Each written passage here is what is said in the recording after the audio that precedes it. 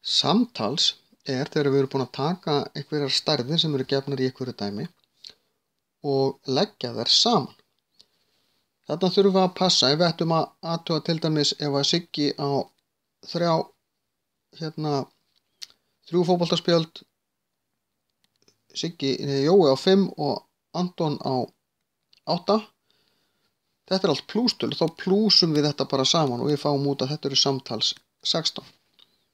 En ef við erum að tala um, kannski tökum stöðuna, hittum einhverja 3 í kringlunum og spyrjum hvað er inn á debitkortinu hjá þeim, og einn er með 5.000, annar er með 15.000, en einn er 10.000 í mínus sem yfirdrátt. Og þarna skiptir máli að við þurfum að passa að plúsa þetta saman, en hér fáum við plús mínus sem verður mínus. Þannig að þetta er samtals 10.000 en ekki 30.000.